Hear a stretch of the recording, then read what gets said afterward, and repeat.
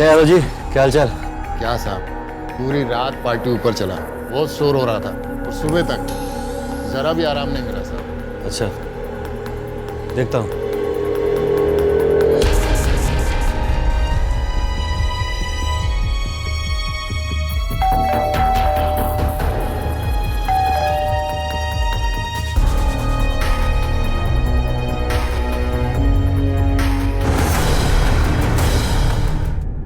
अंडे के सुरक्षित खोल में रहने से जीवन नहीं चलता और बीज के आवरण में रहने से वटवृक्ष नहीं पनपा करते। जीवन को जानने, जीने और बेहतर कल की संभावनाओं को तलाशने के लिए अपने घर से, अपनों से दूर जाना आम भी है और कुछ हद तक आवश्यक भी। ये समय एक बच्चे के लिए बहुत नाजुक और माता पिता के लिए बहुत मुश्किल होता है। अपने बच्चे को उसकी भलाई के लिए अपने से दूर भेजना बहुत बहादुरी का काम होता है और इस बहादुरी की माता पिता को क्या कीमत चुकानी पड़ती है, ये सिर्फ वही समझ सकते हैं जिनके बच्चे उनसे दूर रहते हैं। अब ठीक तो है?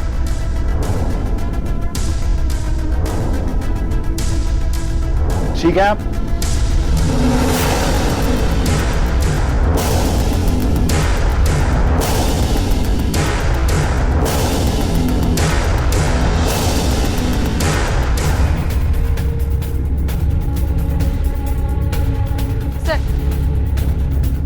सर, ये तीनों लड़कियां इसी बिल्डिंग में समीक्षा के जीजा के घर पे रहती थी, रेंट पे। और वो रही उसकी बहन और उसका जीजा। सर, ये समीक्षा इसी बिल्डिंग में टेरेस के नीचे वाले फ्लोर पे रहती थी। कल रात यही पार्टी कर रही थी। फिलहाल तो हालात देखकर ऐसे लग रहा है कि पार्टी के दौरान ही कुछ हुआ होगा। समीक्षा के पेट में बोतल घुसेड़ दी गई, लेकिन वो तीसरी लड़की, उसे यूं ही छोड़ दिया गया। बॉडी पर कोई मार्क नहीं। नाम क्या है उसका? नैना सर। इन तीनों के कॉल रिकॉर्ड्स निकलवाओ और लास्ट वीक से लेकर अब तक जिस किसी से इनने बात की हो, जिस से मिली हो, सबके बयान दर्ज करो और पता करो कि कल रात पार्टी में इनके साथ और कौन कौन शामिल था। प्लीज शांत हो। मुझे उनके शांत हो पास जाओ। Nurse, hold it. समीक्षा, शांत हो जाओ, एकदम शांत हो जाओ। मिस्टर, संभालिए अपने आप। मुझे समीक्षा और प्रांजलि के पास जाना, उनको मेरी जरूरत है। वो बस नैना, अब उन्हें किसी की जरूरत नहीं। वो दोनों अब इस दुनिया में नहीं है, मर चुकी हैं। क्या हुआ था कल रात? किसने किया ये सब? सिर्फ मुझे कुछ याद नहीं है। मैं बहुत नशे में थी, मुझे कुछ ठीक से याद नहीं आ रहा। फिर भी कुछ तो याद होगा। सिर्फ मुझे कुछ याद नहीं आ रहा, मुझे कुछ समझ में नहीं आ रहा, मुझे कुछ याद ही नहीं आ रहा। सर, ब्लड में अल्कोहल की मात्रा काफी है, जिसकी वजह से शायद उसे कुछ याद नहीं, और उसकी बॉडी पर असॉल्ट के कोई निशान भी नहीं। Thank you doctor. Interesting sir. 3 में से 2 लड़कियों की मौत हो चुकी। कुछ याद नहीं आ रहा सर। 2 पॉसिबिलिटीज हो सकती हैं। एक तो नैना खुद इस कांड में शामिल है और अब नाटक कर रही है, या फिर उसके जिंदा रहने की वजह कुछ और ही है। हो सकता है अटैकर्स किसी एक लड़की को मारने आए थे, दूसरी बचाने के लिए सामने आई और खुद मारी गई, और नैना नशे के चलते कुछ कर नहीं पाई इसलिए बच गई। या फिर हो सकता है वो अटैकर इन दोनों लड़कियों को मारने आया था, उनको नैना से कुछ लेना देना नहीं था, इसलिए नैना बच गई। या तीसरी पॉसिबिलिटी ये भी हो सकती है सर कि अटैकर्स तीनों लड़कियों को मारने आए हों। उन्होंने समीक्षा को मारा, प्रांजलि को मारा, और वो नैना को मारने जाने वाले थे कि बीच में ऐसा कुछ हो गया जिसकी वजह से उनको वहां से भाग जाना पड़ा, इसलिए नैना बच गई। वरना कोई चश्मदीद गवाह पीछे क्यों छोड़ेगा? ऐसा हो भी सकता है, लेकिन हम किसी भी पॉसिबिलिटी को फॉलो करें, हमारा सबसे पहला काम ये पता लगाना होना चाहिए कि नैना सच बोल रही है या झूठ। देखिए, हमें लड़कियों के बारे में डिटेल में बताइए। मैं अपनी फैमिली के साथ पास वाली बिल्डिंग में ही रहती हूँ। मैंने और मेरे हस्बैंड ने समीक्षा को ये फ्लैट रेंट पर दिया था, और कुछ दिन बाद वो अपनी ऑफिस की इन दोनों लड़कियों को भी यहाँ लेकर आ गई। Oh my God, you guys are so much fun. I know. You know what? एक रात में इतना मजा आया।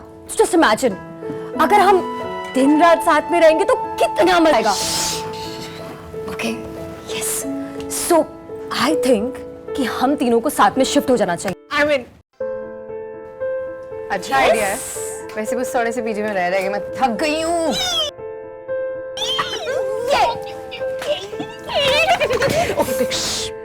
बट एक चीज बता दूं, माय दीदी is not so much fun, but my जीजा जी, I don't think there would be any problem. आपकी बहन आप ही के घर पे टेनेंट थी? दी please, what is the big deal? अरे क्या प्लीज, तू यहाँ हमारे साथ रह रही है ना, तुझे कोई प्रॉब्लम हो, तकलीफ हो तो हमें बता. मुझे यहाँ पे रहने में कोई प्रॉब्लम नहीं है. इट्स जस्ट दैट कि मैं अकेले रहना एक्सपीरियंस करना चाहती हूँ. मैं अपनी लाइफ को एक्सप्लोर करना चाहती हूँ और उसके लिए मुझे अपना स्पेस चाहिए. प्लीज. मुझे लगता है कि तूने फैसला कर ही लिया है. कोई कहीं नहीं जा रहा है, कहीं भी नहीं जाना तुम्हें. तुम्हें मेरी कोई चिंता ही नहीं है. I mean, अपनी दीदी की और मेरी कोई परवाह ही नहीं है तुम्हें. हमसे अलग रहना चाहती हो तुम. रिलैक्स मिलिंद, मुझे लगता है कि इसने फैसला कर लिया है. No means no. ओके, तुम्हें अपना जीवन जीना है, स्पेस चाहिए, अपने सपने पूरे करने हैं, करो. सामने वाली बिल्डिंग का अपना दूसरा फ्लैट खाली करा देते हैं, टेनेंट से बोल देते हैं खाली कर देगा, लेकिन तुम यहीं रहोगी हमारी नजर के सामने. ठीक है? आपसे कुछ बात करनी है जरा. आप हमेशा एक ही रूट पे जॉगिंग करते हैं? और क्या आपकी बीवी को पता है कि आप समीक्षा को लेके कितने कंसर्न? क्या बात कर रहे हैं सर, साली ये कंसर्न क्यों नहीं होगा? और एक मिनट सर, कहीं आप मुझ पे शक तो नहीं कर रहे हैं? अरे आपको मुझ पे शक करने के बजाय उसके बुड्ढे रोमी को पकड़ना चाहिए, जिसके बारे में कई बार समीक्षा को बता चुका हूं कि उससे मत मिल, उससे बात मत कर, लेकिन उसने तो ठान रखी थी कि जीजा की बात उसे माननी ही नहीं. अब देखिए क्या हुआ.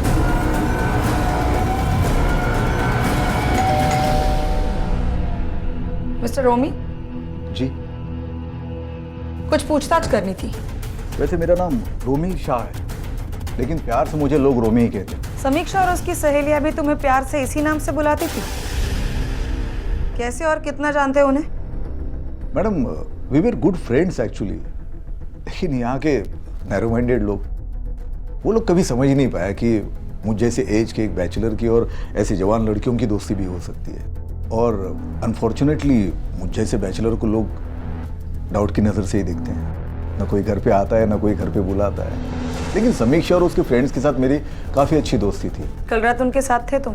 जी नहीं, मैं सोया था. एक्चुअली उनका फ़ोन आया था पार्टी के लिए, लेकिन मुझे बहुत नींद आ रही थी तो. पर सोए तो नहीं थे तुम? एटलीस्ट रात के 11:30 बजे तक तो बिल्कुल नहीं. इनफैक्ट लगभग उसी के आसपास तुमने किसी को फ़ोन भी किया. हाँ किया था, वो लीकर शॉप में फ़ोन किया था. वो हुआ यूँ कि समीक्षा ने नीचे आकर बोला कि उनकी लीकर ख़त्म हो गई थी, इसलिए मैंने बिहाफ ऑफ देम मैंने लीकर शॉप को कॉल किया था. डिलीवरी पहुंचाई उसने? वो तो नहीं पता. हाँ मैडम, मुझे उनका कॉल आया था, लेकिन मेरी शॉप बंद हो रही थी. मेरा लड़का भी चला गया था जो डिलीवरी करता है, और ये ऑर्डर में डिलीवरी नहीं कर पाया था उनको.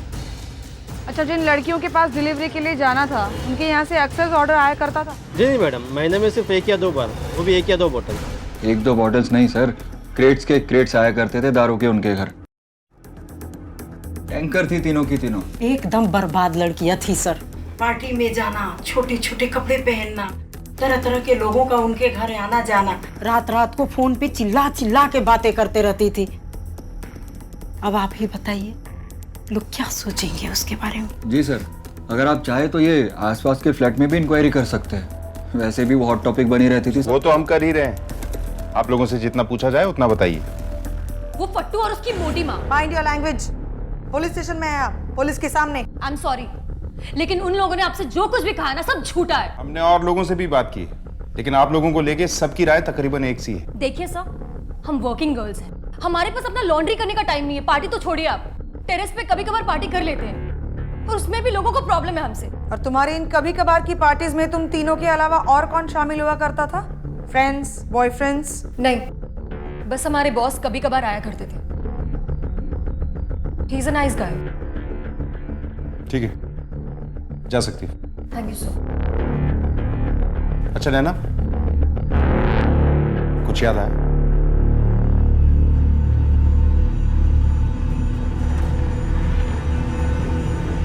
नहीं सर, मुझे कुछ याद नहीं. सर, इस समीक्षा के बॉस का नाम रोशन बजाज है. उसका नंबर मिल गया जिसके डिटेल्स आ चुके हैं. इस बॉस का नंबर टेरेस पर 11 बजे तक ऑन था। उसके बाद वहीं पर स्विच ऑफ हो गया। उसके बाद ठीक सुबह दूसरे दिन 7:20 को ऑन हुआ। इसके अलावा पिछले 7 महीनों से समीक्षा और उसके बॉस की काफी बातचीत हो रही। इसका ये बॉस शादीशुदा है सर। बहुत शादीशुदा है जी। कान, नैना ने हमें ये नहीं बताया कि उस रात उसका बॉस भी पार्टी में आया था। एक शादीशुदा आदमी जिसका अपनी सबॉर्डिनेट से अफेयर था, जाहिर है कि उसकी बीवी को यह पता नहीं होगा और ये प्रेमिका उससे कुछ बड़े की डिमांड करने लगे या अचानक अपने इस बेनाम रिश्ते को नाम देने की जिद करने लगे। तुम्हें क्या लगता है क्या करेगा ये आदमी? तुम्हारे बॉस उस दिन पार्टी में शामिल थे, लेकिन तुम्हें कुछ याद नहीं?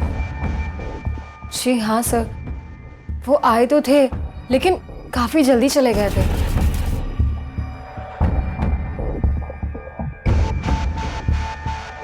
अब मुझे एग्जैक्ट टाइम तो याद नहीं, लेकिन उनके जाने के बाद हमने काफी देर तक पार्टी की थी। ये बात तुमने पहले क्यों नहीं बताई? जी वो सर, आई एम सॉरी, इतना बड़ा हादसा हो गया, कुछ बता ही नहीं पाई। जी देखिए, मैं और समीक्षा एक दूसरे से प्यार करते थे, लेकिन हमारे बीच में कुछ गंदा नहीं था। हम शादी करने की भी सोच रहे थे और मैं अपनी वाइफ से डिवोर्स ले रहा था।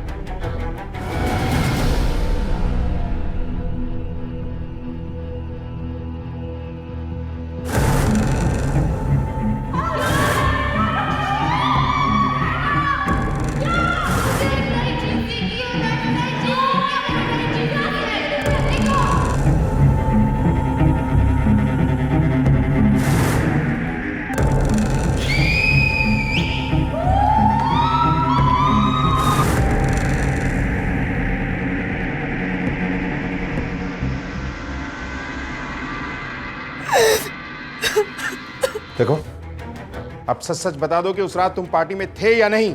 हाँ, मैं उस पार्टी में था, लेकिन मेरे फोन की बैटरी चली गई थी, इसलिए वो स्विच ऑफ हो गया। लेकिन करीब 12 बजे मैं अपने घर आ गया था। अगर आप चाहें तो मेरे ड्राइवर से भी पूछ सकते हैं, क्योंकि उसी ने मुझे घर ड्रॉप किया था और रोमी भी उसी पार्टी में शामिल था।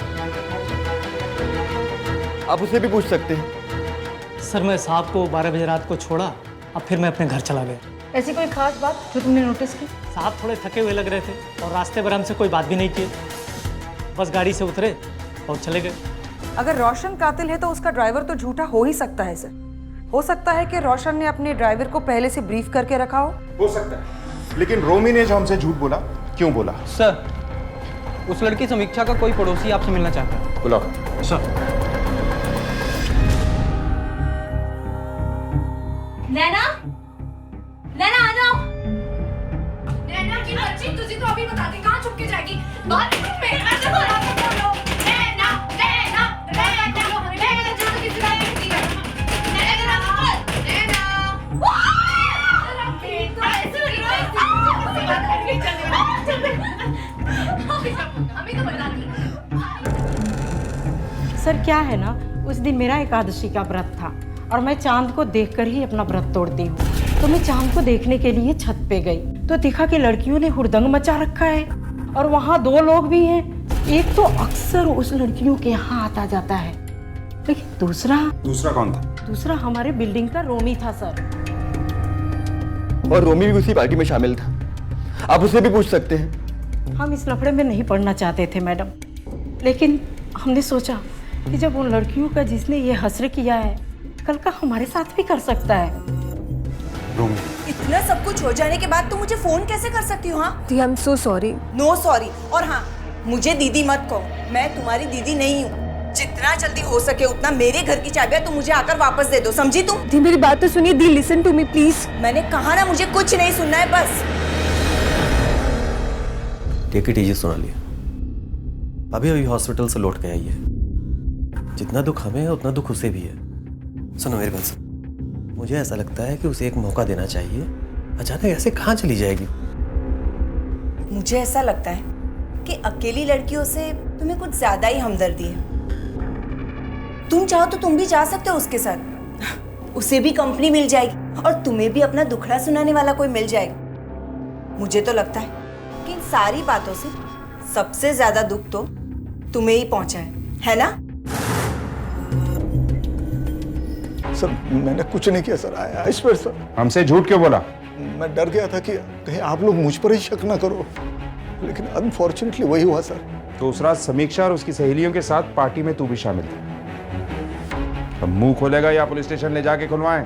हाँ सर, मैं पार्टी में गया था, करीब 10:30 बजे मैं वहां पर पहुंचा। वहीं से मैंने लीकर शॉप में कॉल भी किया था और 11:30 के करीब मैं वहां से निकला भी सर। सर निकलते वक्त मैंने उनको बोला था कि अब बस करो, मोनिश और उसकी माँ को पता चलेगा तो हंगामा खड़ा कर देगी। तो उन्होंने बोला था बस अब थोड़ी देर रो, बस अब थोड़ी देर।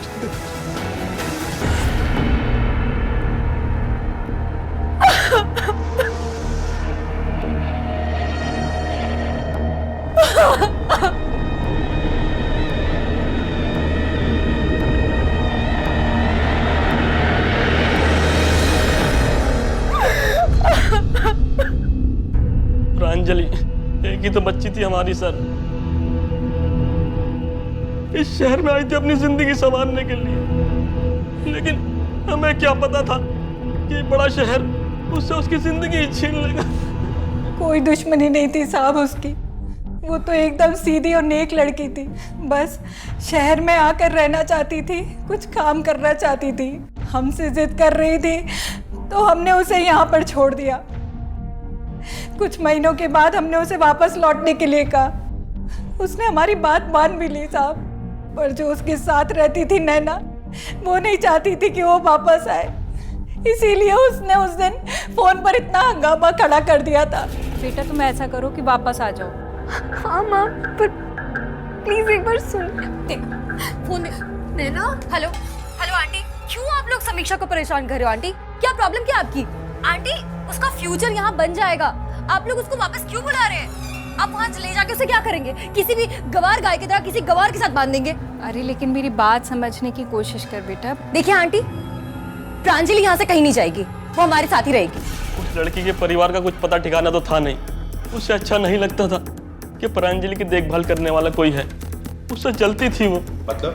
अरे अभी कुछ दिन पहले उसके ऑफिस में उसकी तरक्की हुई थी, हम सब बहुत ही खुश थे। लेकिन उस नैना ने पूरे ऑफिस के सामने उस दिन बहुत बड़ा हंगामा किया था। क्या हुआ? मुझे प्रमोशन मिला। इसे प्रमोशन मिला। क्या हुआ नैना, तुम मेरे प्रमोशन से खुश नहीं है? राइट, मैं तेरे प्रमोशन से बिल्कुल भी खुश नहीं हूँ। बिना मेहनत किए तुझे प्रमोशन भी मिल गया। नैना कम ऑन यार, प्रांजलि ने बहुत मेहनत की है। ओह राइट, हाँ मैंने तो कोई मेहनत की नहीं है ना। ऑफिस आवर्स के बाद भी घंटों अपने डेस्क पे बैठ के काम किया करती थी। आखिर तूने प्रूफ कर ही दिया कि चापलूसी और चमचागिरी हार्डवर्क से कहीं ज्यादा इंपॉर्टेंट है। ओ हेलो नैना, तूने कोई इतनी मेहनत भी नहीं की थी जो तुझे प्रमोशन मिलता। I deserve it, that's why I got it, not because Naina, are you okay? ये बात आपको प्रांजलि ने बताई? जी सर गलती मेरी ही है, मैंने कुछ ज्यादा रिएक्ट कर दिया था, आई कन्फेस। पर हमारा रिलेशन बिल्कुल सिस्टर्स की तरह था। हम झगड़ते भी थे और उसी रात एक भी हो जाते थे। मैं उन दोनों से बहुत प्यार करती थी, उन्हें खरोच तक पहुंचा नहीं सकती थी। मर्डर तो बहुत बड़ी बात है, और वो भी मामूली से प्रमोशन के लिए।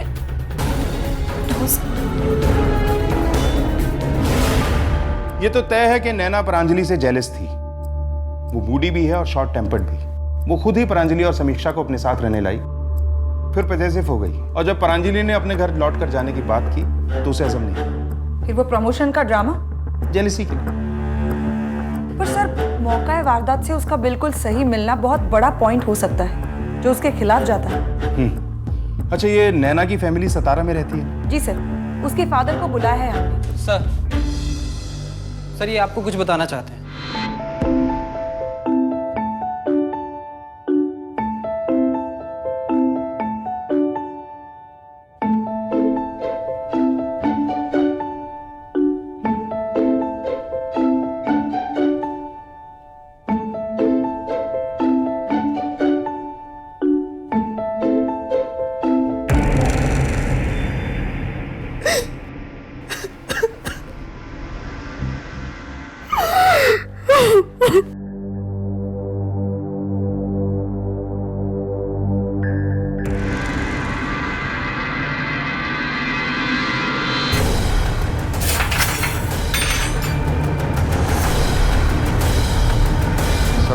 मैडम के बारे में उल्टा बोल रहे हैं। वो तो बहुत अच्छी है, सबकी मदद भी करती है। अच्छा, बिल्डिंग में कभी उनका किसी के साथ झगड़ा होता था? महीने में एक बार नहीं, 2-4 बार, वो भी बहुत जोर वाला। किसके साथ? वो उनके बाजू में रहता ना मोहनीश, उसके साथ। पूरा सोसाइटी को मालूम है। और उनका ना आपस में 36 का आंकड़ा था। मैडम वो लड़का ना लड़कियों के मामले में बहुत खराब है। मतलब? मैडम एक बार उसने मुझे उन लड़कियों का वीडियो उतारने को बोला था, 1000 रुपये का नोट देकर, पर मैंने मना कर दिया। लड़कियों का वीडियो? हाँ सर, वो मैं वीडियोस बनाता था, लेकिन इन लड़कियों के खिलाफ सबूत इकट्ठा करने के लिए, और वो वीडियोस मैं वो मकान मालिक है ना मिलिंद, उनको दे सकूं। और उनके मर्डर के 1 हफ्ता पहले अचानक वीडियो बनाना बंद कर दिया, क्यों? क्योंकि तब तक उनके मर्डर का प्लान बन चुका था, तो जरूरत ही नहीं बची थी, है ना? ये आप क्या कह रही हो मैम? सर ऐसा कुछ भी नहीं है। प्रांजलि ने मुझे बता दिया था कि वो लोग ये घर छोड़कर शिफ्ट करने वाले, इसलिए मैंने वीडियोस बनाना बंद कर दिया था, क्योंकि उसके बाद तो कोई जरूरत ही नहीं थी ना सर। हमें जाने दीजिए सर, हमारे बेटे ने कुछ नहीं किया है। हमारे पास काफी एविडेंस है इसे इन्वेस्टिगेट करने के लिए। हवालात में रहेगा ना तो सारी अकल ठिकाने आ जाएगी। खान, लेके जाओ इसे। सर चलो। सर, मैंने कुछ नहीं किया। चलो madam, madam please madam. Sir आपने मुझे क्यों बचाया? मैं जीना नहीं चाहती। I miss my friend so much. मैं उनके लिए कुछ भी नहीं कर पाई, उन्हें जस्टिस भी नहीं दिला पाई। देखो, मौका अब भी हाथ से नहीं निकला है। तुम चाहो तो अब भी हमारी मदद कर सकती हो। तुम्हें बस अपने दिमाग पर जोर डालना है और याद करना है कि उस रात आखिर हुआ क्या था। मुझे कुछ याद नहीं आ रहा सर। मैंने बहुत कोशिश की उस रात के बारे में सोचने की, पर मुझे कुछ भी याद नहीं आ रहा है। नैना, तुमने अपनी जान लेने की कोशिश की, बेशरम। तूने आज मेरे घर पे भी पुलिस भेज दी। ये क्या कर रहे हैं? दूर रहिए प्लीज। जब से आई है जिंदगी में, तब से मुसीबतों के अलावा और कुछ नहीं दिया है। आप ऐसे क्यों बोल रहे हैं? पैदा होते ही अपनी माँ को खा गई, मेरी नौकरी भी चली गई, और आज मेरे घर पे पुलिस लेकर आ गई। नैना का बचपन मुश्किल गुजरा था। उसे वो प्यार, देखभाल और सुरक्षा का वातावरण नहीं मिला था जो एक बच्चे के निर्दोष विकास के लिए जरूरी होता है। और वो जैसी थी, अपने रिश्तों और अपने करीबी लोगों को लेकर जरूरत से ज्यादा पॉजिटिव और मूडी लड़की, जो परिस्थितियों के अपने मन मुताबिक ना होने पर अप्रत्याशित ढंग से रिएक्ट करती थी। तो क्या उसके ऐसा होने की सबसे बड़ी वजह उसका असामान्य बचपन ही था? कहीं ऐसा तो नहीं था कि अपने बीते हुए कल में बुरे हालात का शिकार हुई नैना ने अपनी किसी मानसिक विकृति की वजह से अपनी सहेली प्रांजलि और समीक्षा को शिकार बनाया था उस क्रूरता का जिसका शिकार कभी उसे भी होना पड़ा था? या फिर वो कोई और था जो इतना बड़ा अपराध करने के बाद भी आजाद घूम रहा था? कोई ऐसा जिसका चेहरा जुर्म की तस्वीर में अभी तक दिखाई नहीं दिया था?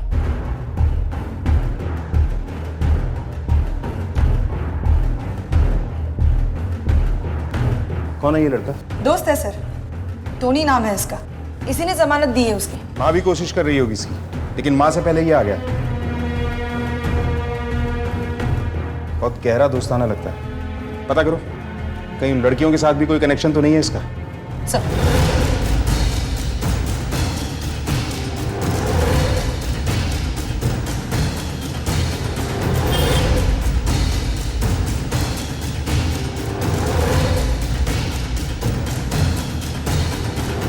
वॉचमैन,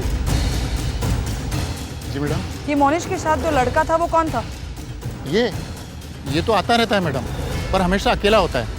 आज पहली बार मोनिश साहब के साथ देखा है। ठीक है, थैंक यू।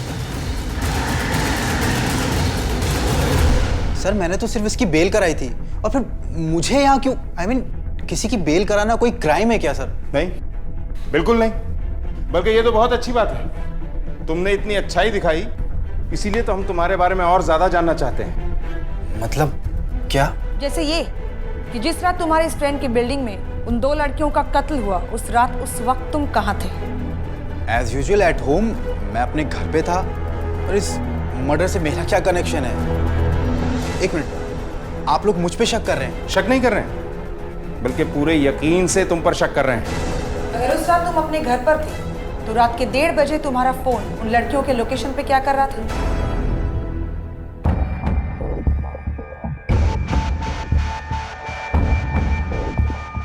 सर असल में टोनी उस रात हमारी बिल्डिंग में ही था, मेरे साथ मेरे घर में। क्या टोनी तुम्हारे घर पर था? ये बात तुमने पहले कभी क्यों नहीं बताई? क्योंकि सर टोनी मेरा बॉयफ्रेंड है sir. We are gay. Sir Tony और मेरा रिश्ता कई वर्षों से है, पर कभी किसी को हमारे रिश्ते के बारे में पता नहीं चला सर, मेरी मॉम को भी नहीं। लेकिन सर जब से ये लड़कियां हमारे फ्लोर पे आके रहने लगी थी सर, सबकी नजरें हमारे फ्लोर पे ही रहती थी। हमें डर था कि कहीं हमारे इतने बरसों का राज, इतना सीक्रेट सबके सामने ना आ जाए।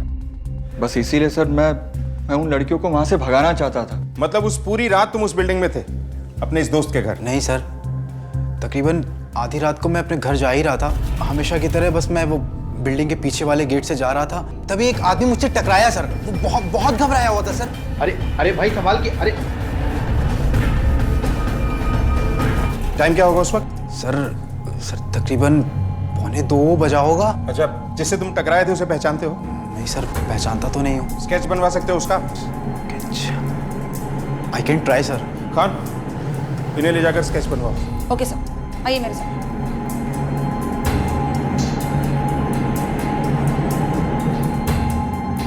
सर, रोशन बजाज का ड्राइवर आपसे मिलने आया है। ठीक है सर,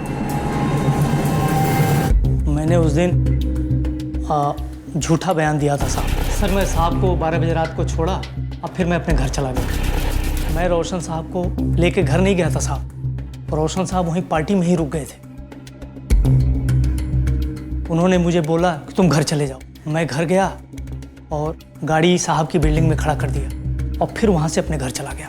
रोशन साहब ने मुझे पैसे दिए थे झूठ बोलने के लिए, लेकिन बाद में मुझे लगा कि उन लड़कियों को रोशन साहब ने ही मारा होगा।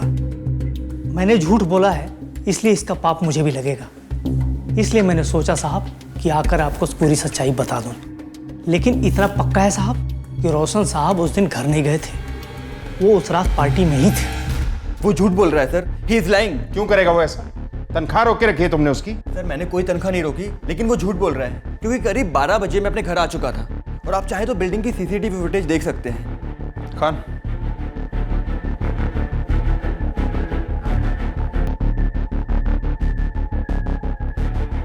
उस रात का पूरा सीसीटीवी फुटेज करप्ट है। सर मेरी खुद कुछ समझ में नहीं आ रहा है sir, but believe me sir, मैंने कुछ नहीं किया है, मैं इनोसेंट हूँ सर। वो देखना हमारा काम है, जो फिलहाल दिखाई नहीं दे रहा है। सर, टोनी ने जिस आदमी की इंफॉर्मेशन दी उसका स्केच रेडी हो गया। गुड।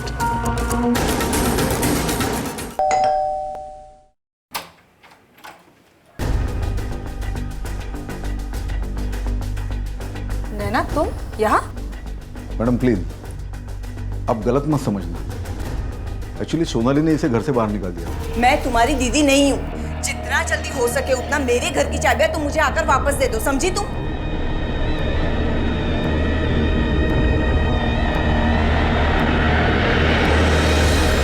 मैं दोस्त हूँ इसका, बाप की उम्र का हूँ, इसलिए मदद कर रहा हूँ बच्चे की। इसे पहचानते हो? हाँ, ये तो वो वाइन शॉप वाला डिलीवरी बॉय है। ये अक्सर हमारे सोसाइटी में डिलीवरी देने आता है। लेकिन मेरी शॉप बंद हो रही थी, मेरा लड़का भी चला गया था जो डिलीवरी करता है। मैम, कुछ पता चला? अभी तक तो नहीं, पर जल्दी गुनहगार हमारे आंखों के सामने होगा। मिलते हैं। नैना और रोमी के बीच में कोई रिश्ता नहीं था, लेकिन फिर भी रोमी ने उसे अपने घर में रखा। क्यों? इस सवाल का जवाब ढूंढने से पहले हमें यह देखना होगा कि यह सवाल अपने आप में कितना गलत है। किस समाज में रह रहे हैं हम, जहां सवाल किसी की मदद ना करने पर नहीं उठाए जाते बल्कि मदद करने पर उठाए जाते हैं, और उसके बाद भी हर दूसरे आदमी की यही शिकायत रहती है कि दुनिया से अच्छाई खत्म होती जा रही है। इस दुनिया में 3 तरह के लोग होते हैं, एक वो जो भला करते हैं, दूसरे वो जो बुरा करते हैं, और तीसरे वो जो कुछ नहीं करते हैं। और हम में से अधिकतर लोग इस तीसरी श्रेणी में आते हैं। और इस केस में भी मुजरिम की होशियारी नहीं बल्कि चश्मदीदों और इस केस से जुड़े लोगों की लापरवाही वो वजह थी जो पुलिस को मुजरिम तक पहुंचने से रोक रही थी। झूठ क्यों बोला? बोल झूठ क्यों बोला? मैं बताता हूँ। मैं डर गया था मैम। मुझे लगा सच बोलूँगा तो मेरी दुकान की बदनामी होगी, मुझे लगा कि मेरा बिजनेस में लॉस हो जाएगा। सच कहूँ तो मेरा लड़का गया था डिलीवरी करने के लिए, लेकिन उसके बाद वो लौटा ही नहीं वापस। मैंने कई बार उसको फ़ोन किया लेकिन उसने फ़ोन नहीं उठाया। मैं उसके बाद तो उसका फ़ोन ही स्विच ऑफ आने लगा। लेकिन मैं जब सुबह मुझे मालूम पड़ा कि उन लड़कियों का मर्डर हो गया तो मैं बहुत डर गया मैम। बस मैम, इसके अलावा मेरा इस केस में कोई लेन देन नहीं है मैम। तो अब हम पता कर लेंगे। मैंने कुछ नहीं किया। मैंने कुछ नहीं किया। मैंने उस लिकर शॉप के ओनर को उठा लिया है क्योंकि उसने हमसे झूठ बोला था, और वो डिलीवरी मैन भी मिल गया है सर। पुणे में छिपा बैठा था, रिमांड रूम में है। चलो।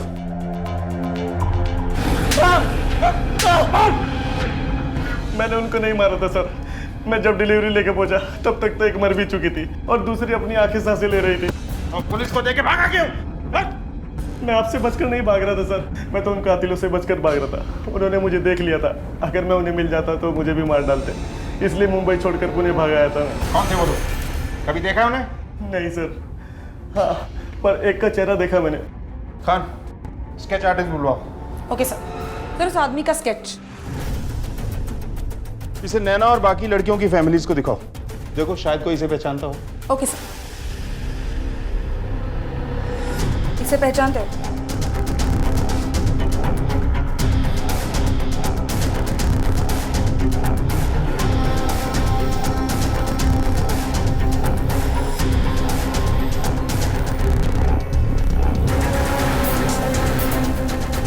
इसे जानते हैं आप? हाँ मैम, शिवपाल प्रीति का ड्राइवर है। लेकिन बात क्या है मैम? प्रांजलि और समीक्षा का मर्डर इसी ने किया है। What? जी हाँ। फिलहाल ये शिवपाल है का? लास्ट वीक ही नौकरी छोड़ के गया। मुझे शिवपाल के सारे डिटेल्स चाहिए, इसका नंबर, एड्रेस, ड्राइविंग लाइसेंस की कॉपी, सब कुछ।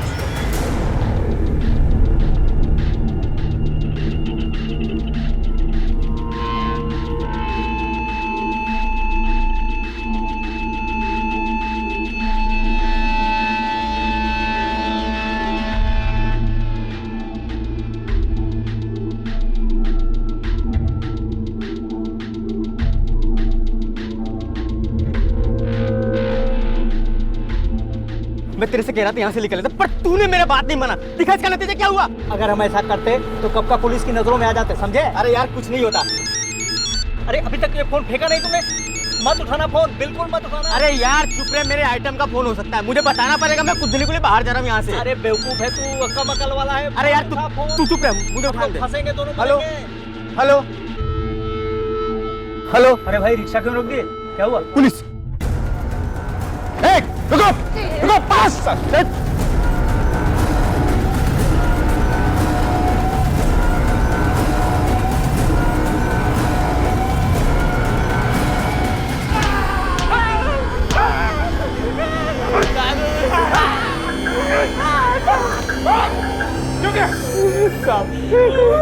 हमारा इरादा बिल्कुल नहीं था उन्हें मारने का। हम तो साहब ऐसे ही गए थे वहां पे।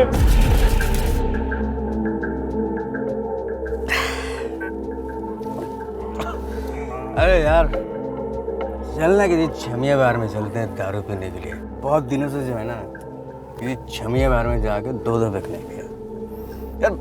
बड़ा मन कर रहा है किसी छमिया के साथ दो पैक दारू पीने का। अरे तो बार वाली छोड़, चल मैं तुझे ऐसी छमियाओं के पास ले चलता हूँ जिनके साथ हमारा सावैश करता है, समझा? चलो तो फिर चलो।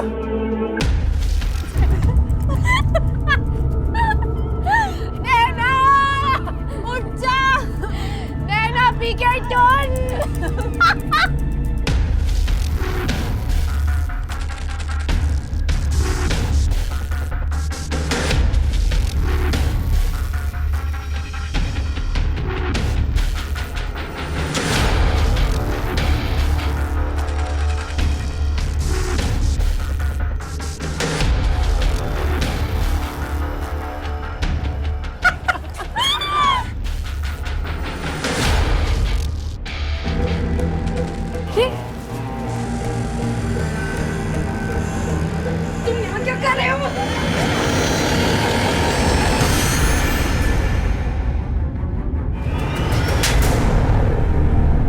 तुम लोग सोसाइटी में रहने के लायक ही नहीं हो।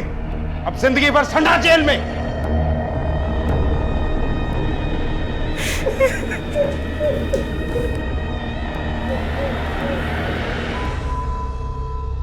नैना, नैना लिसन टू मी। कोई भी डिसीजन लेने से पहले सोच लो। सुनो सुनो सुनो, अरे यार इतना बड़ा घर है, मैं अकेले रहता हूं यहाँ पे, तुम यहाँ रहो ना। रही बात लोगों की, उनको जो समझना है समझने दो। अंकल, बात लोगों की नहीं है, बात मेरी है। इस जगह में उन दोनों की यादें बसी हैं। मैं यहाँ नहीं रह सकती अंकल, पर आपने मेरे लिए जो कुछ भी किया ना uncle, thank you so much. Take care.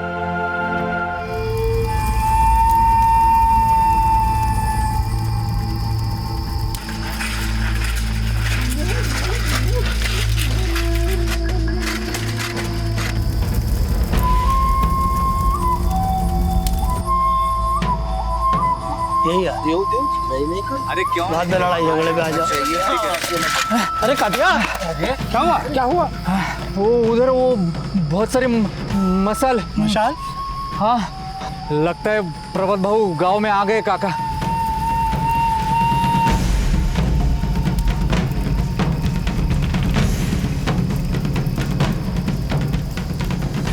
Govind से बाबा, गोविंद से बाबा। दाखव तो तुला दाखव तो तुला काय झालं दाखव तो गोविंदाचे बाबा।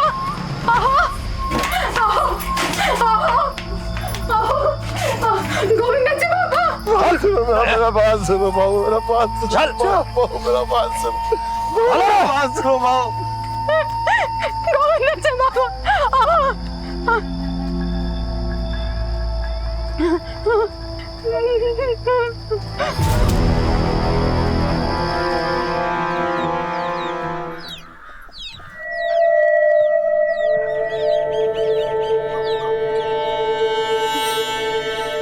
रोज रोज काहे को जान जोखिम में डालते, कोई देख लिया तो पीटेगा।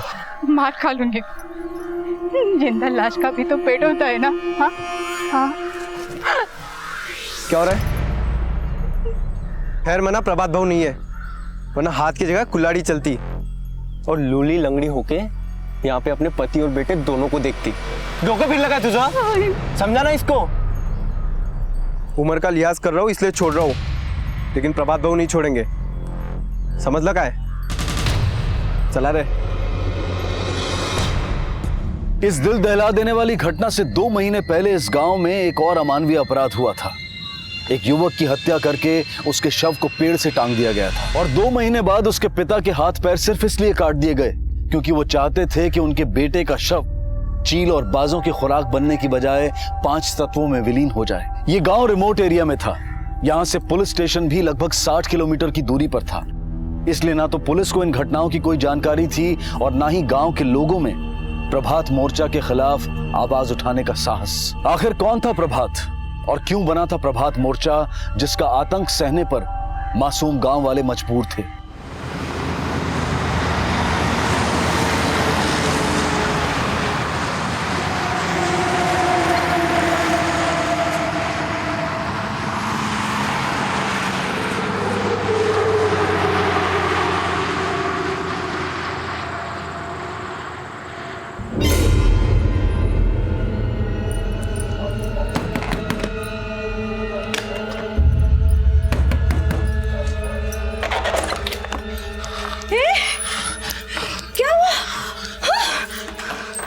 घबरो ना, पानी लेके आ। हाँ, हे भगवान, इतनी चोट। हाँ, कैसे लगी? हाँ, कहीं वो प्रभात मोर्चा ने? प्रभात मोर्चा सब तुम्हारे उस लाड प्यार और ममता के चक्कर में हो गया। 8 महीने से अपने बेटे की शक्ल नहीं देखी और आप हो कि मुझे ही कोसते रहते हो। तो क्या करूं? हाँ?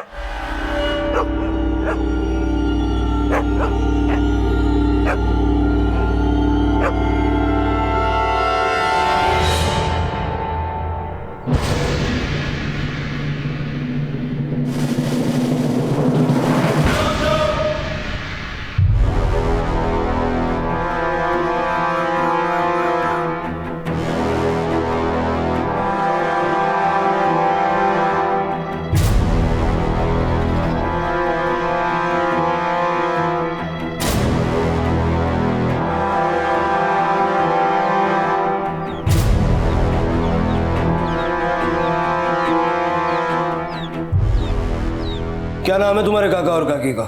सचिन मनमाड़ी आणि इंदू मनमाड़ी और उनका बेटा माधव मनमाड़ी साहब। बेटा भी लापता है? हो साहब। लेकिन अभी तो बोला कि बेटा मुंबई में काम करता है। खरे साहब तुमचा, लेकिन सुना है कि माधव कल गाँव आया था। सुना है मतलब? सर हुआ यूँ कि हम दोनों काका से मिलने घर गए थे, तब वहाँ जाके देखा तो प्रभात मोर्चा लिखा है दीवार पे, और काका काकी दोनों अंदर नहीं थे साहब। मतलब ये प्रभात कोई गांव का गुंडा है जिसने तुम्हारे काका और काकी को? लेकिन साहब उसके जात वाले उसको गुंडा नहीं समझते, मसीहा समझते हैं। जब से गोविंद ने... गोविंद, तुम क्या बोल रहे हो? कुछ समझ नहीं आ रहा। साहब मैं आपको प्रभात मोर्चा के बारे में सब बता देता हूँ साहब, तब आपको समझ में आएगा। क्योंकि साहब मेरे काका काकी और माधव इनके लापता होने के पीछे भी ये प्रभात मोर्चा है साहब। ये प्रभात मोर्चा जो है 8 महीने पहले बना, जब गोविंद और प्रभात की दोस्ती दुश्मनी में बदल गई। वो कैसे? गोविंद हमारी जात वाला है और प्रभात दूसरी जात वाला, लेकिन दोनों पढ़ते एक ही कॉलेज में थे।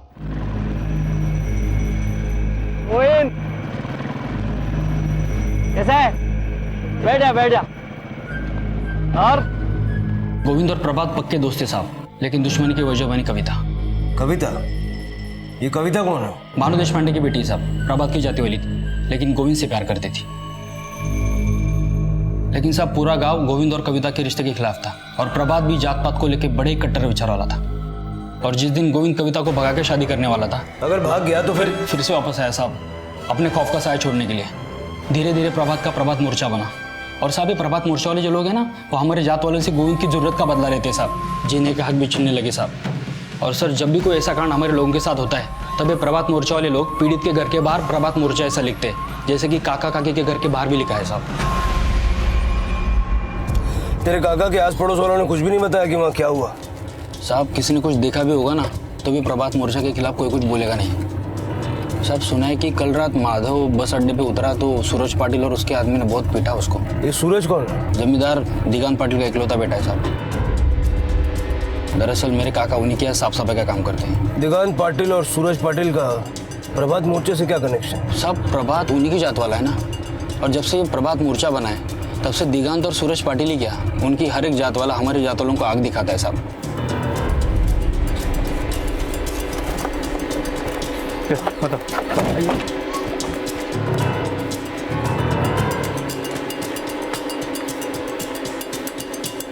हट जाइए। आसपास में पूछताछ करो, हो सकता है किसी ने कुछ देखा हो सर।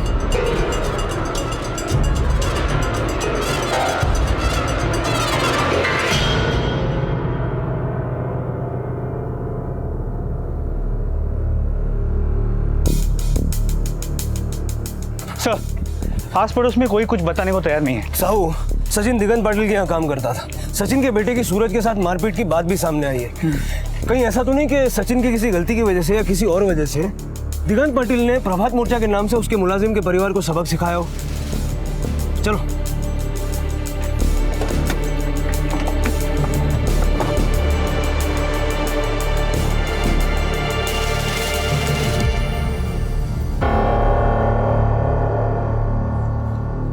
दिगंत पाटिल तुम इसका?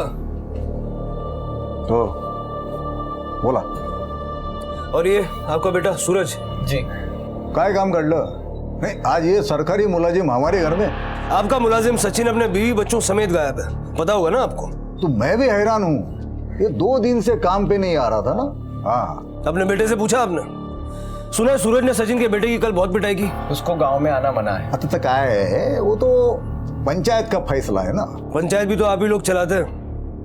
वैसे मैंने सुना है कि इस गांव पे वर्चस्व प्रभात मोर्चा का है। हाँ, प्रभात और प्रभात मोर्चा इस गांव की ढाल है, रक्षक है हमारे। किससे रक्षा करते हैं? उन गरीब बेसहारों से जो 2 वक्त की रोटी के लिए आप जैसों के मोहताज है। इंस्पेक्टर, ये आधी अधूरी जानकारी लेके आप पूरी बात बताइए ना, मैं पूरी बात सुनूंगा। हाँ तो सुन लीजिए और समझ भी लीजिए। प्रभात और प्रभात मोर्चा अगर नहीं होते तो ये गोविंद जैसे न जाने कितने हमारे बहू बेटियों का जीना मुश्किल करते थे। हाँ, क्यों तिकड़े? बहू है इस घर की, देखो शर्म और लाज से कैसे ढकी हुई है। क्यों? खानदानी है।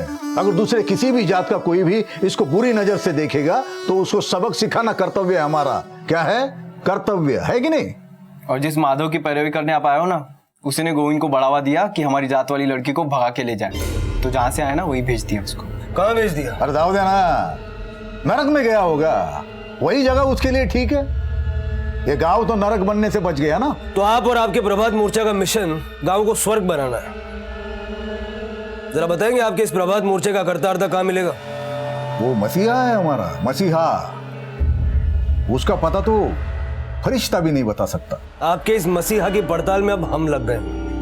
देखिएगा कहीं आप भी लपेटे में ना आ जाएं। सचिन, माधव और इंदू की गुमशुदगी की वजह जानने के लिए हमें प्रभात और प्रभात मोर्चे को जानना होगा। पता करो ये गोविंद कहाँ रहता था और ये प्रभात मोर्चे से जुड़े हुए लोग कौन कौन है, और ये प्रभात कहाँ रहता था। मासूम गांव वालों के लिए प्रभात किसी भूत से कम नहीं था, जो गांव में अपने मोर्चे के साथ आकर तबाही और अत्याचार का मंजर खड़ा करता था। लेकिन गांव में कोई भी ये पता होने का दावा नहीं करता था कि प्रभात अब कहां रह रहा था, और ना ही ये बात पूरी तरह से स्पष्ट थी कि उसने वाकई में अपने दोस्त गोविंद की हत्या की थी। और उस हत्या के बाद कविता अब कहां थी, इसका भी कोई पुख्ता स्पष्टीकरण नहीं था। और ये सवाल भी बना हुआ था कि प्रभात का साथ देने वाले प्रभात मोर्चा के लोग कौन कौन थे। क्या इन किस्सों में कुछ सच्चाई थी, या फिर प्रभात और उससे जुड़ी सारी घटनाएं सिर्फ एक अफवाह थी।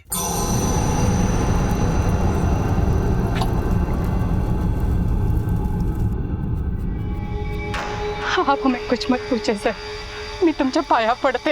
हे बघा काकी, घाबरू नका। साहब, यहाँ के लोग भगवान से भी नहीं डरते। अगर हम कुछ बोलेंगे तो मेरे बेटे की तरह मेरे पति को लाश बनाकर पेट पेट लटका देंगे साहब। आपके पति है कहाँ?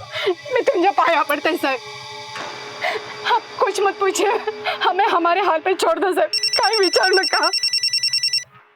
हाँ साहू।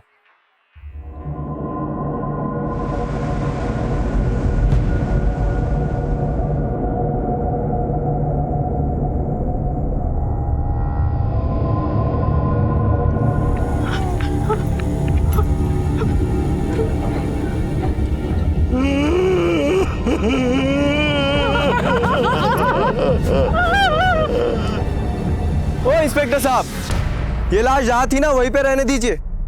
प्रभात मोर्चा को अगर पता चल गया ना तो एक गोविंद के जात वालों का जीना मुश्किल हो जाएगा। जीना मुश्किल तो तेरे प्रभात और उसके मोर्चे के आतंकियों का हम करेंगे। 8 महीने से ये बॉडी यहाँ लटक रही थी, किसी ने पुलिस को सूचित नहीं किया। प्रभात भाव के खिलाफ जाने की किसी में हिम्मत नहीं है यहाँ पे। अब अगर किसी ने यहाँ लॉ एंड ऑर्डर के साथ खिलवाड़ किया ना तो बचेगा नहीं।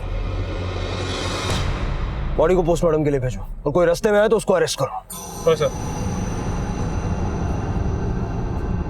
चला रे।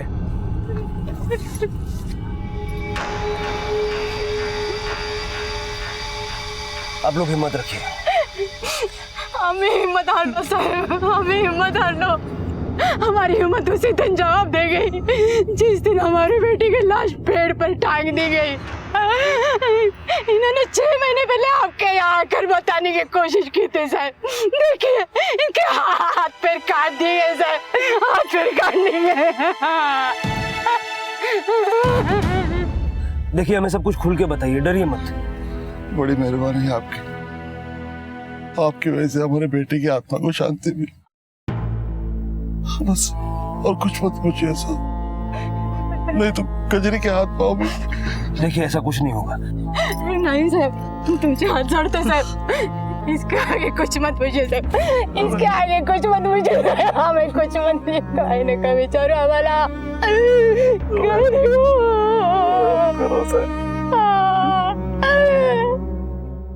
पिछले 8 महीनों से प्रभात मोर्चा के लोगों ने इस गांव में आतंक फैलाया है।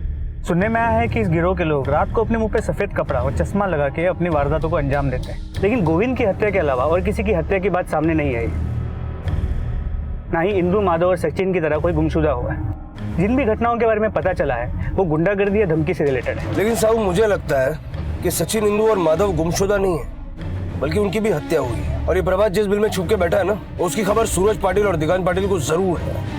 इनके कॉल रिकॉर्ड से कर लो और पिछले 8 महीनों की इनकी सारी एक्टिविटीज चेक करो। हो सर। हाँ लोखंडे बोला। ठीक है, मला SMS कर। फिर इस प्रभात के माँ बाप के बारे में पता चला है, गोविंद की मौत के बाद वो पुणे शिफ्ट हो गए थे।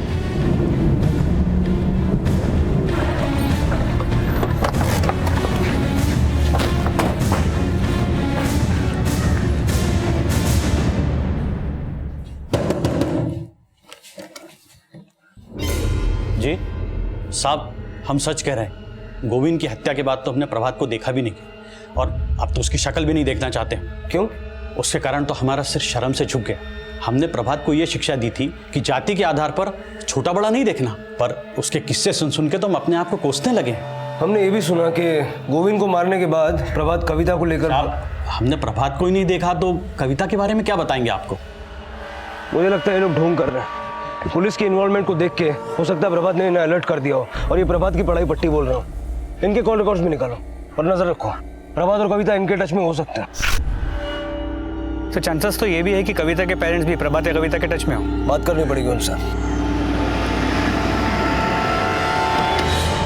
प्रभातला बघितलंय का?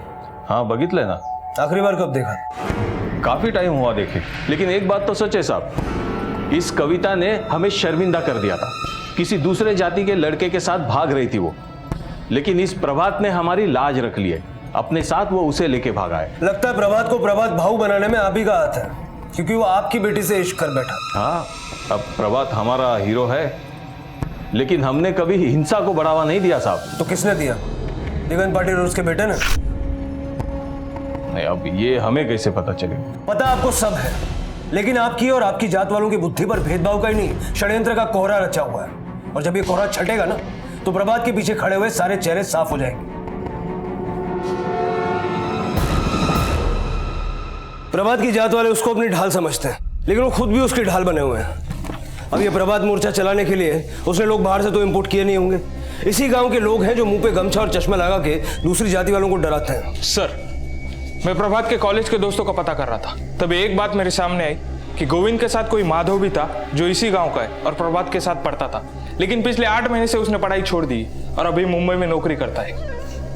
पढ़ाई बीच में क्यों छोड़ी? सर, वजह का तो पता नहीं चला, लेकिन उसके कॉल रिकॉर्ड से एक बात सामने आ गई है कि उसकी आखिरी कॉल गांव की जयश्री गोडसे को की गई थी।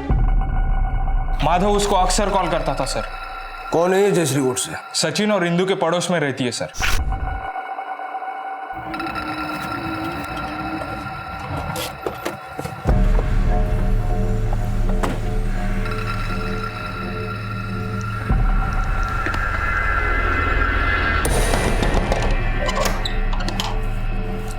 जी साहब। जयश्री गोडसे यहीं रहती है?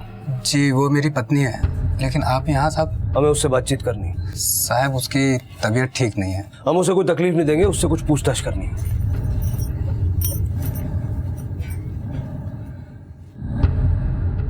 तकलीफ देने के लिए माफी चाहता हूँ, लेकिन हमें बस ये जानना था कि सचिन और उसके परिवार के गायब होने से पहले माधव ने आपको फोन किया था। क्या बात हुई थी आपकी उससे? साहिब, इंदू मौसी ने माधव को मेरा नंबर दे रखा था।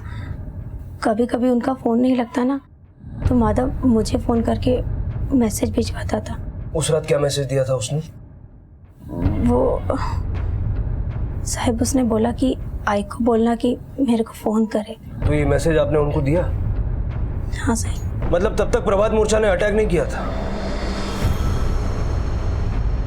अच्छा ये बताइए, आप तो दूसरी जात वाली है ना, तो इस तरह रोज रोज उनके घर जाके मैसेज देने में आपको खराब नहीं लगा? साहिब, ऊपर वाले ने केवल 2 ही जात बनाई है, औरत और मर्द। मतलब आप जात पात में नहीं मानती? साहब, जात पात तो हमने नहीं, हमारे पूर्वजों की दी हुई परंपरा है। और साहब, हमें नहीं पता है कि उस रात सचिन और उसके घर वालों के साथ क्या हुआ। वैसे आपको इतनी चोट कैसे आई? साहब, वो मैं गिर गई थी।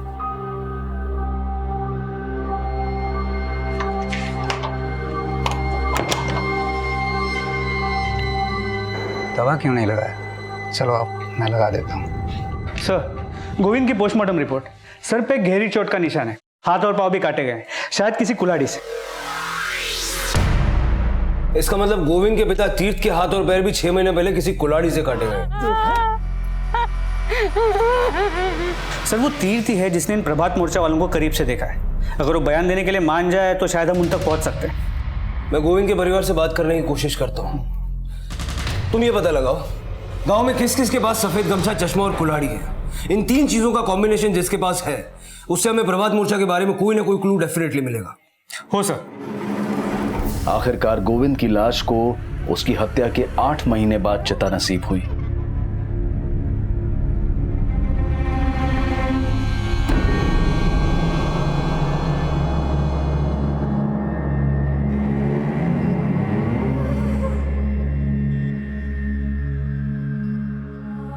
पुलिस एक तरफ प्रभात मोर्चा से जुड़े लोगों का पता लगाने का प्रयास कर रही थी, वहीं दूसरी तरफ गोविंद के पिता से भी बयान लेने की कोशिश की जा रही थी। देखिए, मैं समझता हूँ कि आप किस मुसीबत और दर्द से गुजरे हैं। सिर्फ इतना बता दीजिए, वो कौन लोग थे जिन्होंने सफेद गमछा और चश्मा लगा के आपके हाथ पैर। साहब, आपने हमारे बेटे को चिता दिलाकर बहुत एहसान किए। अब हम आशीर्वाद के सिवा कुछ नहीं दे सकते।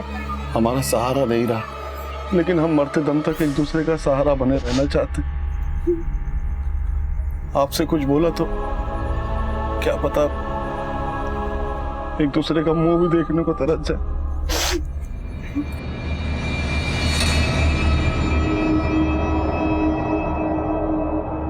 प्रभात भाव के रहते हुए हमारी जाति परंपरा से कोई भी छेड़खानी नहीं कर सकता है, क्योंकि प्रभात भाव हमारे मसीहा ही नहीं बल्कि। क्या हो रहा है यहाँ पे? अच्छा, तो यहाँ होती है प्रभात मोर्चा की भर्ती, और ये भर्ती तुम करते हो? अरे नहीं नहीं साहब, ऐसा नहीं है। तो यहाँ क्या मुफ्त में प्रवचन दे रहे थे? अरे साहब, ये हमारे गांव की चौपाल है, हम लोग तो यहाँ रोज ही आते हैं, और भाव ने यहाँ पर अपनी फोटो लगा दी तो हम उसको हटा थोड़े ना सकते हैं। प्रभात आता है यहाँ पे? हाँ साहब, कभी कभी। तुमने देखा है उसे? हाँ साहब, देखा है, लेकिन यहाँ नहीं। फिर कहाँ? साहब, गांव की सड़क के पास देखा है। नमस्कार भाव। आखिरी बार कब देखा था? साहब, काफी दिन हो गए, और मैंने अकेले ही थोड़ी ना देखा है, पूरे गांव वालों ने देखा है साहब। तुम में से किस किसने देखा है उसे? अरे साहब, एक थोड़ी ना है, आप सबसे पूछ लो। प्रभात भाव हमारे लिए हीरो हैं, हम सभी के लिए मसीहा हैं। एक क्रिमिनल तुम लोगों के लिए हीरो है? मेरे लिए ही नहीं, सब बोलते हैं, क्योंकि भाव से सब डरते हैं साहब। मैंने खुद अपनी आंखों से देखा है साहब, एक हट्टा कट्टा दूसरी जात वाला पहलवान आदमी हमारी जात वाले को पीट रहा था, मेरे सामने उल्टा बोल और भाव ने उसको ऐसा तोड़ा कि मैं देखता रह गया साहब। उसी दिन मैं समझ गया कि प्रभात भाव हमारी जाति वालों के लिए एक दिन मिसाल बनेंगे, लेकिन हमें ये नहीं पता था कि भाव जो है मर्डर भी कर देंगे। सर, और 2 कुराड़ी मिला है। चलो।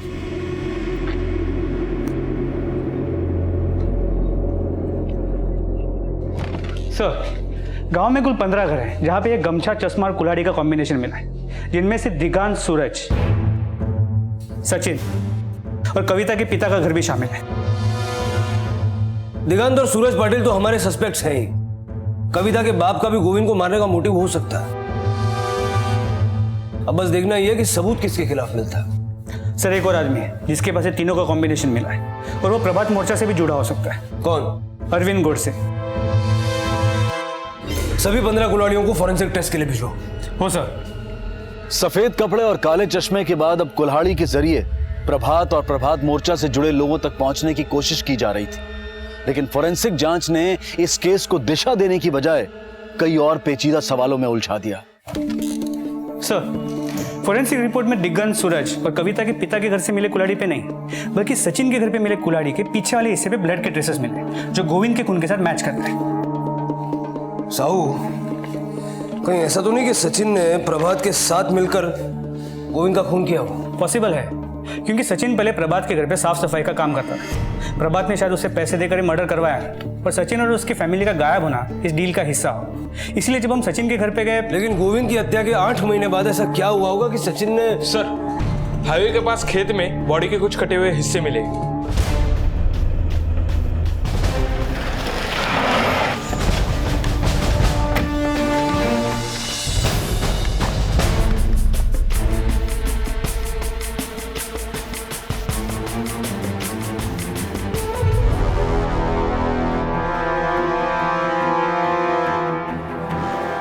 सर, बॉडी काफ़ी सड़ चुकी है, बदन के हर हिस्से को अलग अलग करके फेंका गया, पर सर के हिस्से को देख के लगता है कि ये बॉडी सचिन और इंदु की है, और ये खेत प्रभात का है। बॉडी पार्ट्स को पोस्टमार्टम के लिए भेज दो। हो सर। सर, सचिन और इंदु की पोस्टमार्टम रिपोर्ट, हत्या गला घोट के की गई है। गला घोट के? लेकिन प्रभात मोर्चा वालों के हाथ में तो हमेशा कुल्हाड़ी रहती है, फिर हत्या गला घोट के क्यों की गई? सर, कहीं ऐसा तो नहीं कि सचिन की हत्या उसी के जात वालों ने की हो और घर के बाहर लिख दिया प्रभात मोर्चा? सब कोई हमारी जाति वाला काका काकी को क्यों मारेगा? क्योंकि सचिन ने भी तो तुम्हारी जात वाले गोविंद को मारा था। क्या?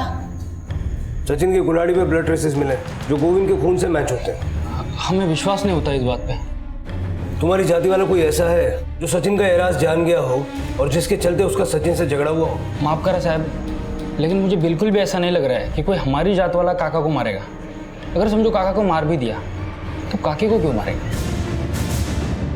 सचिन और इंदु की हत्या के तार अभी तक प्रभात मोर्चा से जोड़कर देखे तो जा रहे थे, लेकिन पुलिस प्रभात और प्रभात मोर्चा से जुड़े तार नहीं जोड़ पाई थी। माधव की लाश ना मिलने पर पुलिस इन हत्याओं में किसी दूसरे एंगल की संभावना को भी खंगालना चाहती थी और माधव से जुड़े खुलासों ने इन संभावनाओं में भी संदेह की कई तस्वीरें खड़ी कर दी। सर, माधव के मुंबई वापस पहुंचने के बारे में कुछ पता नहीं चला, लेकिन उसकी कॉल रिकॉर्ड्स और सोशल नेटवर्किंग साइट के मैसेजेस को पढ़ने से पता चला है उसके और जयश्री गोडसे के बीच में अफेयर चल रहा था। दोनों के मैसेजेस और मेल्स पढ़ के ऐसे लगता है कि गोविंद के मर्डर के पहले माधव खुद मुंबई नहीं गया, बल्कि उसे गांव से निकाला गया। और सचिन भी माधव और जयश्री के अफेयर के खिलाफ था। मतलब बाप और बेटे के बीच जयश्री भी तकरार की एक वजह थी और माधव के गांव आने का पर्पस जयश्री को भगा ले जाना था। तो साहब, मैं माधव के साथ भागना चाहती थी क्योंकि मैं माधव से प्यार करती थी। लेकिन तुम तो शादीशुदा हो। अरविंद ने कभी भी मेरे साथ बीवी जैसा बर्ताव नहीं किया। वो बात भी करता था तो मार के करता था।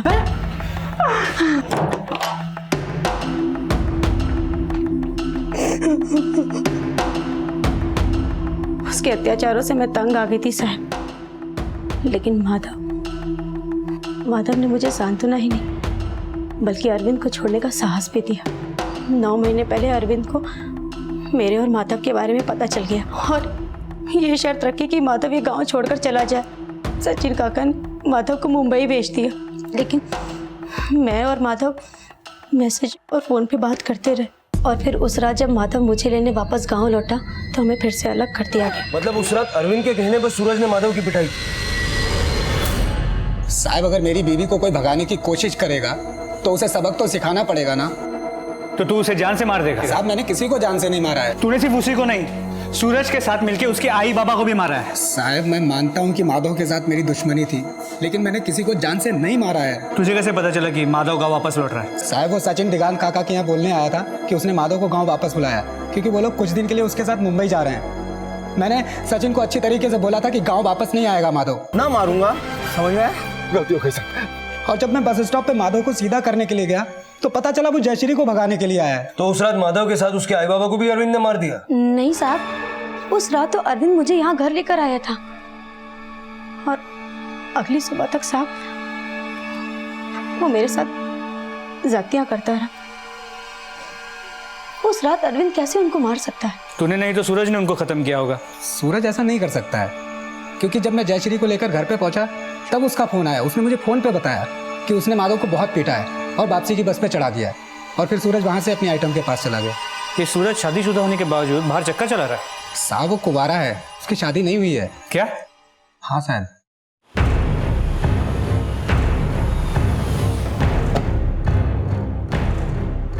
ओ इंस्पेक्टर, अंदर कहाँ जाएंगे इंस्पेक्टर साहब? बाबा मकान। अरे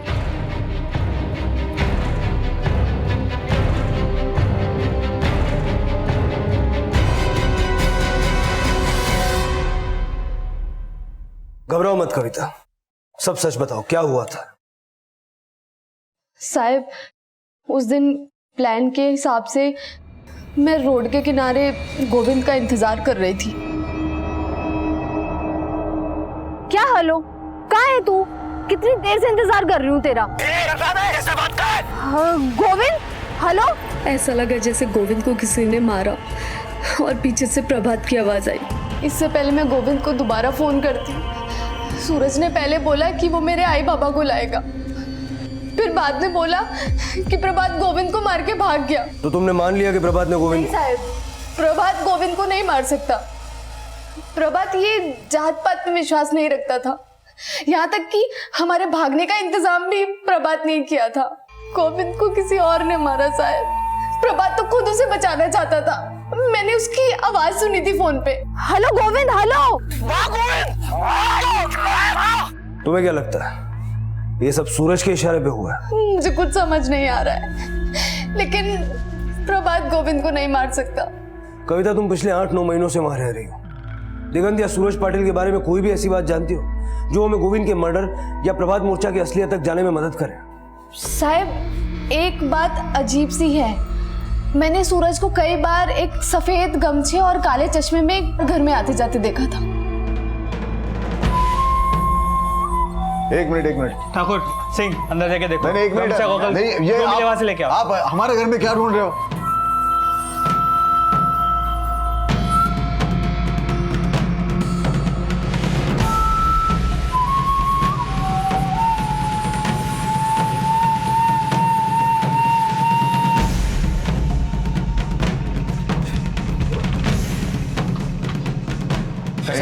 प्रभात मोर्चा के करता धरता आ गए अपनी असली जगह पे।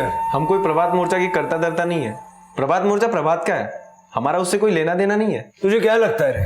तेरे ऐसा बोलने से हम मान लेंगे कि प्रभात जिंदा है?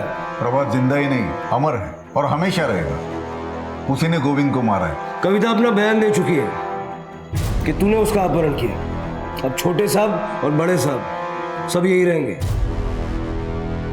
कविता की तलाश और उसके साथ हुए अपराध के खुलासों ने इस केस को एक घुमावदार मोड़ दिया, लेकिन यह संदेह अब भी बना हुआ था कि क्या प्रभात मोर्चा का सिर्फ चेहरा था या प्रभात मोर्चा का करता धरता भी। और इन सवालों के जवाब ढूंढने के लिए पुलिस अब प्रभात की असली शख्सियत को समझना चाहती थी। सर, प्रभात के पिता के बाद से अब भी ऐसा लगता है कि उन्हें प्रभात के बारे में कुछ नहीं पता। और दूसरी ओर गोविंद के माँ बाप सूरज और दिगंत का नाम सुनते ही कुछ भी बोलने से मना कर रहे हैं। लेकिन साहब वो बोले या ना बोले, प्रभात मोर्चा दिगंत और सूरज पाटिल ही चला रहे। लेकिन सर, सूरज और दिगंत ने तो कभी नहीं कहा कि उन्होंने प्रभात को देखा है। ये दावा तो अरविंद का है। साहू कहीं ऐसा तो नहीं कि अफवाह उड़ाने वाला और प्रभात मोर्चा चलाने वाला अरविंद है? प्रभात से जुड़े रहस्यों को जानने के लिए अरविंद इस केस की एक अहम कड़ी था, क्योंकि जो राज अरविंद जानता था वो राज इस केस से जुड़ा दूसरा कोई शख्स नहीं जानता था। लेकिन वो राज थे क्या, ये जानने के लिए पुलिस को भी काफी मशक्कत करनी थी। बताता।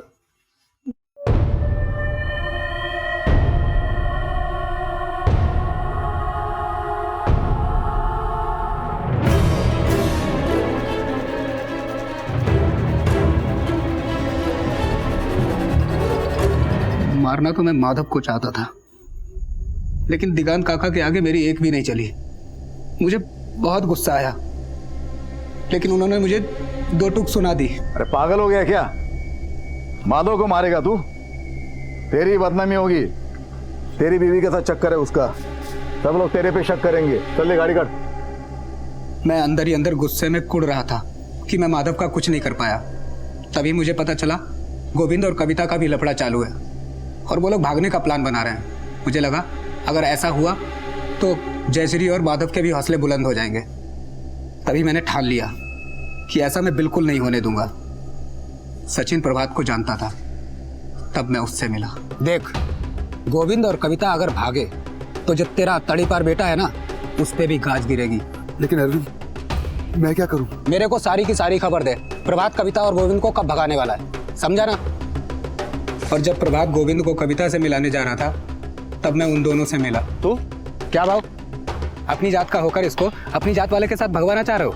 मैं किसी को बता ना दूं, इसलिए प्रभात मुझे समझाने के लिए साइड में लेकर गया, लेकिन मैंने उसकी एक ना सुनी। ए भाव, अपुन है मोटी बुद्धि का, अपुन कुछ समझने वाला नहीं है। अपुन के रहते ऐसा नहीं होगा। हेलो, क्या हेलो? कितनी देर से इंतजार कर रही हूँ तेरा, कहाँ है तू? सीधे से बात कर। कैसे बात कर? मेरे को हाथ मत बढ़ा।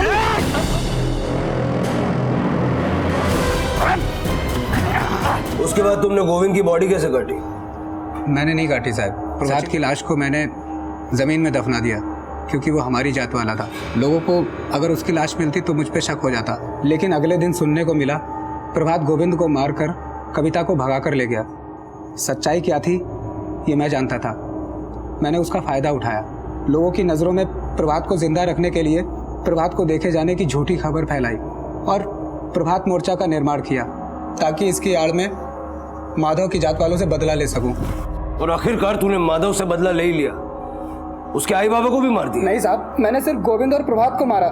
माधव और उसके आई बाबा को किसने मारा मैं नहीं जानता हूँ। मैं खुद हैरान था कि सचिन के घर पे प्रभात मोर्चा किसने लिखा। सर, ना तो हमें माधव की बॉडी मिली है, ना ही जयश्री के कॉल रिकॉर्ड में कोई ऐसा नंबर जो हमें माधव का कोई भी क्लू दे। हम जयश्री के फोन को टैप कर रहे हैं, माधव उसके कांटेक्ट में नहीं है। और सूरज ही वो इंसान है जिसने आखिरी बार माधव को देखा था और उसने हमसे कहा कि उसने माधव को पीट के बस में चढ़ा दिया था। कौन सी बस में चढ़ाया था माधव को?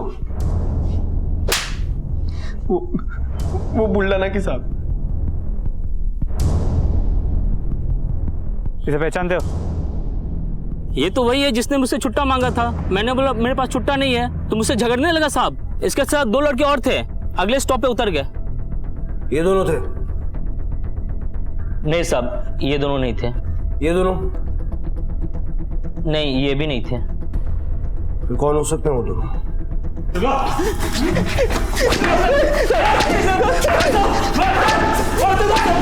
बता दो।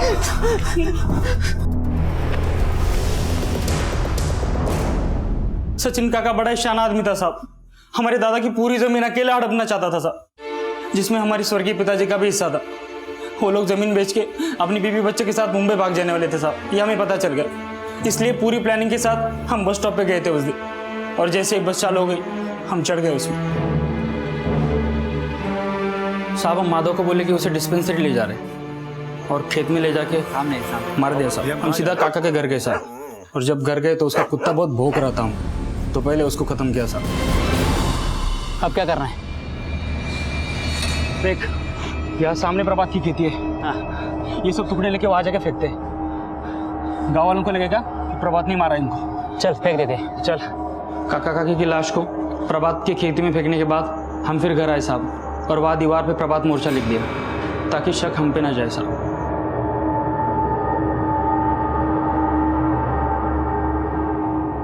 दिलीप और किशोर भी प्रभात मोर्चे का नाम इस्तेमाल करके अपने अपराध से बचना चाहते थे, लेकिन उनकी होशियारी खुद उन पर ही भारी पड़ गई। प्रभात का नाम इस्तेमाल करके जिन अपराधों को आधार दिया गया था, वो सवाल खड़ा करते हैं कि हमारा समाज आज भी जात पात और न जाने कितने तरह के भेदभावों में बटा हुआ है। इंसान की पहचान उसके कर्मों से की जानी चाहिए। धर्म और जाति के आधार पर किसी को छोटा या बड़ा समझना अनैतिक ही नहीं, अमानवीय भी है। इसी विचार के साथ अब मैं अनूप सोनी आपसे विदा लेता हूं। फिर मुलाकात होगी अगले एपिसोड में जुर्म की एक और कहानी के साथ। तब तक अपना और अपने परिवार का ख्याल रखें और देखते रहें क्राइम पेट्रोल डायल 100। सबक एक को सीख हम सबको। जय हिंद। क्राइम पेट्रोल के और भी दिलचस्प कहानी देखने के लिए हमारे चैनल को सब्सक्राइब करें और बेल आइकॉन दबाना न भूलें।